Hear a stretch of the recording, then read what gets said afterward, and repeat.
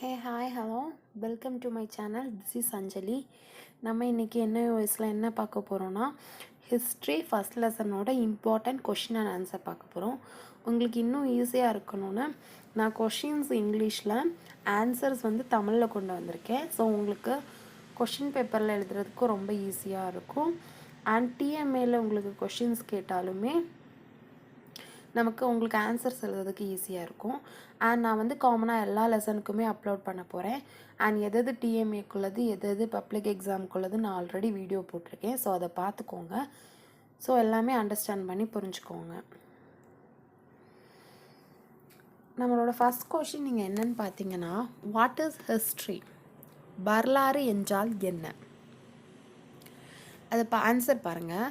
வரலாறு என்பது கடந்த கால நிகழ்வுகளின் ஒழுங்கமைக்கப்பட்ட பதிவு மற்றும் ஆய்வு ஆகும்.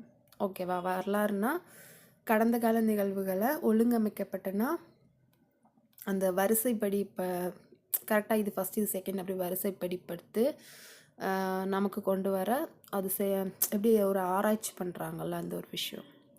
இது மனிதர்களின் செயல்பாடுகள், சமூகங்கள், கலாச்சாரங்கள் மற்றும் அரசியல் அமைப்புகள் காலப்போக்கில் எவ்வாறு உருவாகியுள்ளன என்பதை புரிந்து கொள்ள உதவுகிறது. ஓகேவா? அதாவது காலப்போக்கில் கலாச்சாரம், சமூகம், மனிதர்களின் செயல்பாடு, அரசியல் இதெல்லாம் காலப்போக்கில் எவ்வளோ சேஞ்ச் ஆகிருக்குங்கிறத ஒரு ஆய்வு மூலம் நமக்கு கொண்டு வர ஒரு விஷயத்தோட பேர் தான் ஹிஸ்ட்ரி. செகண்ட் கொஷின் பாருங்கள். Why is it important to study history? வரலாற்றை படிப்பது ஏன் முக்கியம்?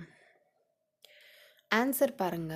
வரலாற்றை படிப்பது நமக்கு கடந்த கால தவறுகளில் இருந்து கற்றுக்கொள்ளவும், நிகழ்காலத்தை புரிந்து கொள்ளவும், எதிர்காலத்தை சிறப்பாக வடிவமைக்கவும் உதவுகிறது. இது நமது அடிப்படை பாரம்பரியம் மற்றும் உலகத்தை பற்றிய ஆழமான புரிதலை வழங்குகிறது. ஓகேவா? வரலாறு நம்ம ஏன் படிக்கிறது முக்கியம்னா, நமக்கு கடந்த காலத்தில் நம்ம ஒரு ஹிஸ்ட்ரி படிக்கும்போது இந்தந்த மிஸ்டேக் இந்தந்த கிங் பண்ணனால அவங்களோட கிங் டைமே ஸ்பாயில் ஆச்சுங்கிற மாதிரி ஒரு இது கிடைக்குமா? அப்போ நமக்கு ஒரு ஐடியா கிடைக்கும் அந்தந்த மிஸ்டேக்கை நம்ம பண்ணக்கூடாதுங்கிறது. நெக்ஸ்ட் அப்போ அந்த டைமில் நிறையா இயற்கையெல்லாம் ஸ்பாயில் பண்ணியிருக்காங்கங்கிற ஒரு விஷயத்த நம்ம ரீட் பண்ணும்போது அப்போது நம்ம நிகழ்காலத்தில் அந்த விஷயத்த பண்ணக்கூடாதுங்கிற ஒரு கிளியர்னஸ் கிடைக்குது. அண்ட் அவங்க அந்தந்த டைமில் அவங்க எதுவுமே சில ஹிஸ்ட்ரி இதெல்லாம் பார்க்கும்போது அவங்க எதுவுமே சேமித்து வச்சுருக்க மாட்டாங்க, இல்லை பர்ஃபெக்டாக எதுவும் பிளான் பண்ணியிருக்காதனால அவங்களோட ஃப்யூச்சர் ஸ்பாயில் ஆயிடுச்சுங்கிற மாதிரி நம்ம படிக்கும்போது அப்போ நம்மளோட ஃப்யூச்சருக்காக சேர்த்து வைக்கணும், அவங்க பண்ண மிஸ்டேக்கை நம்ம பண்ணக்கூடாதுங்கிறதுக்கு மாதிரி பாஸ்ட், ப்ரெசன்ட், ஃப்யூச்சருங்கிற மூணுக்குமே நமக்கு ஒரு ஐடியா இந்த ஹிஸ்ட்ரியிலேருந்து கிடைக்குது. ஸோ நம்ம ஹிஸ்ட்ரியை படிக்கணும். நெக்ஸ்ட் கொஷின் பாருங்கள். What are the main sources of history? வரலாற்றின் முக்கிய ஆதாரங்கள் யாவை? வரலாற்றின் முக்கிய ஆதாரங்கள் தொல்லியல் சான்றுகள்.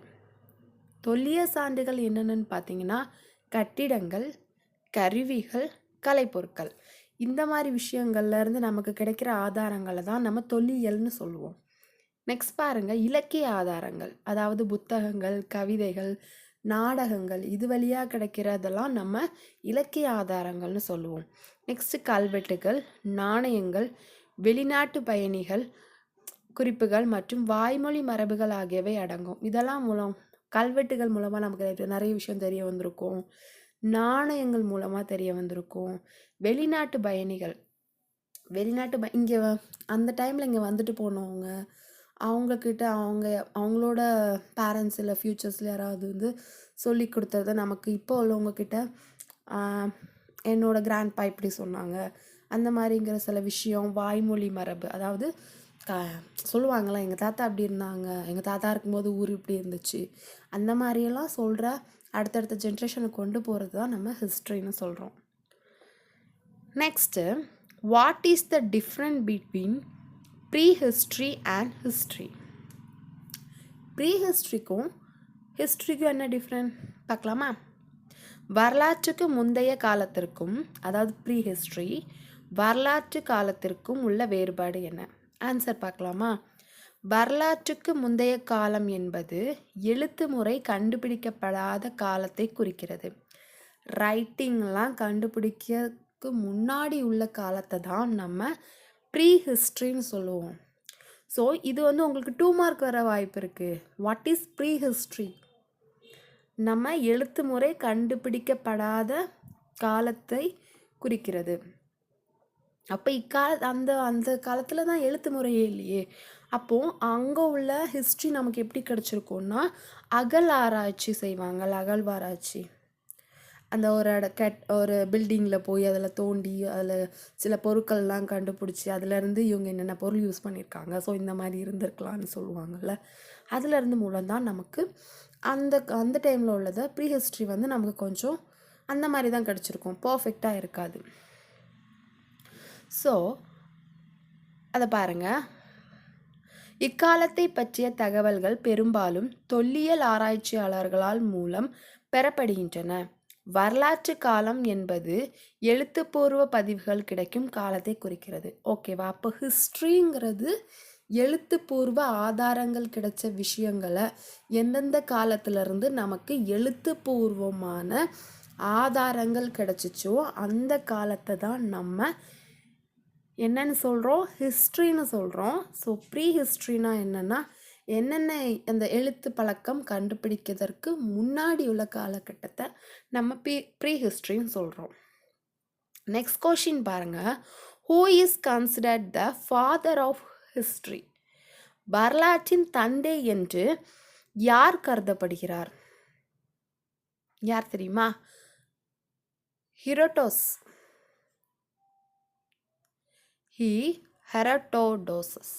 ஹெரோடோட்டஸ் ப்ரொனவுன்சியேஷன் புரியும்னு நினைக்கிறேன். ஹெரோடோட்டஸ் ஓகேவா? ஹெரோடோட்டஸ். வாச்சு தந்தை யாரு? ஹெரோடோட்டஸ் ஓகேவா? வரலாற்றின் தந்தை என்று கருதப்படுகிறார். ஹெரோடோட்டஸ் வரலாற்றின் தந்தை என்று கருதப்படுகிறார். அவர் கிமு 5ஆம் நூற்றாண்டில் வாழ்ந்த ஒரு கிரேக்க வரலாற்றறிஞர். ஓகேவா? அப்போது உங்களுக்கு ஒரு 1 மார்க் கொஷின் வர வாய்ப்பு இருக்குது. ஹெரோடோட்டஸ் எந்த நாட்டை சேர்ந்தவர்? கிரேக்க நாடு. ஓகேவா? ஸோ இதில் உள்ளதை நீங்கள் டீப்பாக படிச்சிங்கனாலே நிறைய கொஸ்டின்ஸ்க்கு உங்களால் அட்டன் பண்ண முடியும். அண்ட் இது வந்து எல்லா லெசனுக்கும் காமனாக சொல்கிறேன். ஸோ டிஎம்ஏக்குள்ளது வந்து உங்களுக்கு டிஎம்ஏக்கு யூஸ் ஆக போகுது, எக்ஸாமுக்குள்ளது எக்ஸாமுக்கு யூஸ் ஆக போகுது. ஓகேவா? What is chronology in history? குரோனாலஜினா என்ன? குரோனாலஜினா காலவரிசை. வரலாற்றின் காலவரிசை என்றால் என்ன? காலவரிசைனா என்ன? ஏதாவது ஐடியா இருக்கா? காலவரிசைனா வரலாற்றின் காலவரிசை என்பது நிகழ்வுகள் அவை நடந்த வரிசைப்படி, அதாவது கால வரிசைப்படி ஒழுங்கமைக்கப்படுவதை குறிக்கிறது. இது நிகழ்வுகளின் காரணத்தையும் விளைவுகளையும் புரிந்து கொள்ள உதவுகிறது. ஓகேவா? இது நமக்கு வந்து உங்களுக்கு ஆன்சர் புரிஞ்சிருக்கும்னு நினைக்கிறேன். கால வரிசைப்படி எழுதுறதை தான் நம்ம குரோனாலஜின்னு சொல்கிறோம்.